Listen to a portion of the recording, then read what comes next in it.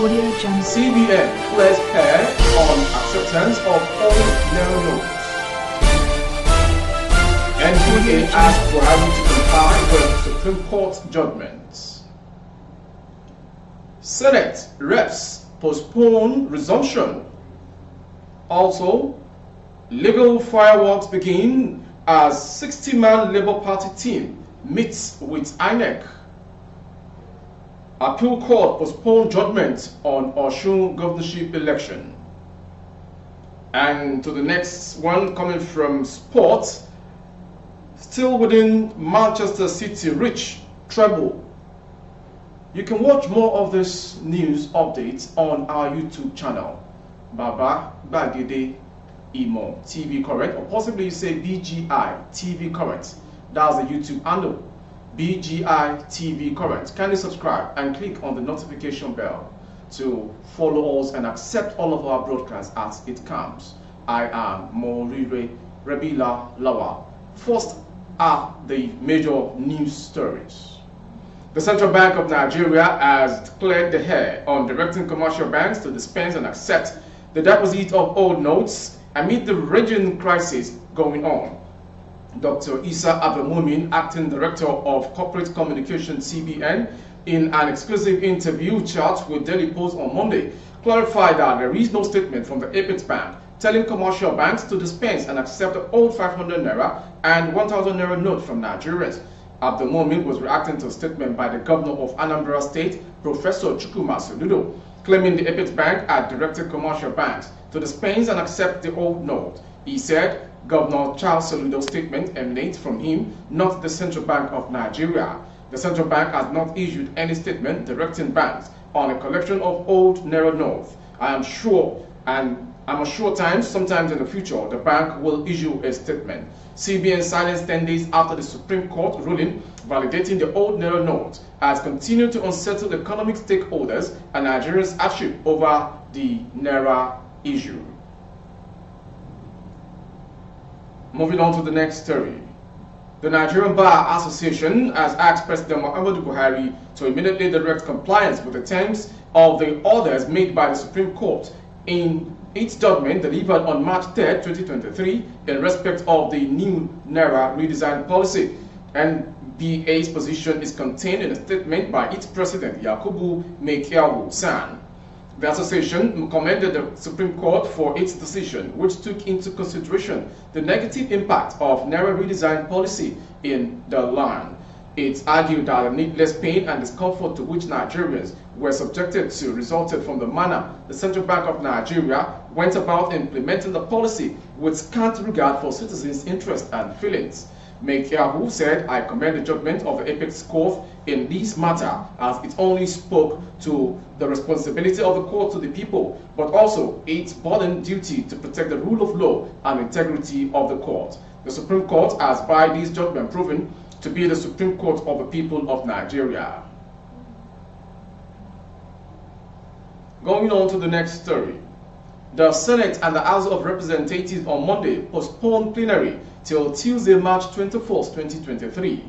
The two chambers had adjourned plenary till Tuesday, March 14 to enable lawmakers partake in the governorship and assembly elections initially fixed for March 11th, but shifted to March 18, 2023. And to the next story. The 60-man legal team of the Labour Party and its presidential candidate for the 2023 general election, Peter Obi, on Monday met with officials of the Independent National Electoral Commission, INEC, in Abuja. Politics Nigeria report that the meeting with INEC officials, which is being held at the Commission's national headquarters, is to commence the process of inspection of electoral materials used for the disputed February 25 presidential election. The head of the legal team, Livy Uzochukwu, is expected to brief journalists after the meeting. Recall that the Court of Appeal granted leave to Obi and the Labour Party to have access to all the sensitive materials used by INEC in the last presidential election. The former Anambra State governor said he is challenging the process by which INEC got the results that were announced. Bola Ahmed Tinubu of the ruling All Progressive Congress APC was declared the president-elect, and apart from the Labour Party, The People's Democratic Party, PDP, is also challenging the outcome of the poll in courts. Going on to the next story, in case you're just joining, you are watching the world news from BGI TV Currents. The appeal court on Monday postponed judgment on the Osun State governorship appeal filed by Governor Ademola Adeleke. The Adeleke had on February 9th appealed the judgment of the Osun State Governorship Tribunal, which nullified his election and ruled in favor of a former governor of the state, Gboyega Oyetola. Governor Adeleke prayed the court to reject the ruling of the Osun State Tribunal, describing it as a miscarriage of justice. However, when the tribunal ruled in favor of a former governor of the state, Gboyega Oyetola, 2 out of the 3-member tribunal panel held at the Oyetola proved that there was overvoting in some of the polling units. But weeks later, Adeleke filed an appeal before the Accurate Division of the Court of Appeal on the 31 grounds of appeal, praying to the court for an order setting aside the old decision of the tribunal. The governor is equally seeking an order striking out the petition for want of competence and jurisdiction, or in the alternative, an order dismissing the petition on the merits. The governor said the second respondent cannot go Lololo and Bugawo on as the duly governor elected of Osun State. The tribunal in its judgment erred in law and displayed bias against the appellant when it made reference to the appellant's dance as his inauguration as governor of Osun State, which was never an issue before the law tribunal, the governor said. From Osun State, we'll go to the next story. Senator Dino Melaye and Smart Adeyemi, together with 27 other politicians, have picked their interest forms for the People's Democratic Party and All Progressive Congress primary elections ahead of the Kogi State governorship election. The 2023 Kogi State gubernatorial election will take place on 11th November 2023 to elect the Kogi State governor, while the incumbent APC governor Yaya Bello is term limited and cannot seek re-election to a third term. The primaries for the two parties are scheduled for between 27th March and April 17th, 2023. Going on to the next story. The gunmen who on Friday night invaded Grow Home Estate in the Chikakore area of Kubwa, a satellite town of the Federal Capital Territory Abuja, and abducted several residents have demanded 50 million naira from the affected families and the prevalent naira scarcity, Sahara reporters has learned. It was further gathered on Monday that some persons had been released by the kidnappers, but no fewer than 11 people still remained with the kidnappers because they are yet to bring the money requested. Information added on Saturday reported that some gunmen invaded the estate opposite Champions Church around 10 p.m. on Friday and shot sporadically before making away with several victims. The victims had included a pastor whose name had yet to be ascertained, his wife and 3 children, totaling no fewer than 15 persons during the 1-hour assault. This home, 5 family members were initially abducted by the gunmen. The mother and her youngest child were released almost immediately. However, the father and 2 children are still in captivity. Thank you so much. A neighbor to the affected family narrates what happened on the night of the attack as he asks that his identity be concealed. About a few minutes, at 11:15, he called me that armed robbers were in the estate. I said, armed robbers? Is it not too early? Immediately, I called the security gate. They abducted everybody in the house, even the opposite, their own. They were all going. There's this place, the place they broke through the railway fence and our fence. That's where they took them through a dish and they marched them into the bush. These 2 private security personnel engaged by residents of the estate also give their own version of what happened. We never experienced that there are many. There are over 20. So they're not beginning to open fire to us. So we couldn't have much ammunition to face them. We try our best. We stop them entering the second phase of the estate, that is fence 3. From there, as police come, we share ourselves 2 groups. 1 group down, another group they up. Then we tackle them. Then before we reach them, they just move out with the people. Confirming the incident to Channels Television, the police public relations officer Mrs. Josephine Ade, in a statement, says 10 people have been abducted and that operatives are on the trail of the gunmen. The abductors are yet to make demands for ransom, as the community, now thrown into shock and fear of the unknown, seeks urgent security presence to forestall a recurrence. It took the gunmen more than 1 hour operating in this community. Welcome back.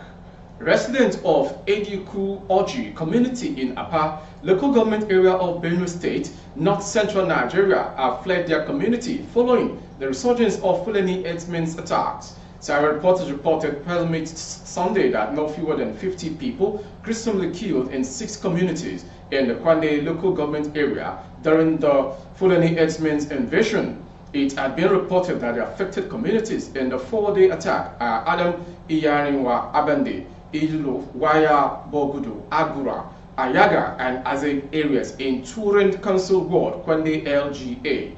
However, some of the Ediku Oji residents who spoke to journalists on Monday narrated how the raiders came in numbers with dangerous weapons and surrounded the whole community. While lamenting the ugly situation, the residents claimed that their farm produce were being destroyed, while the remaining portion was used by the herdsmen to feed their cattle.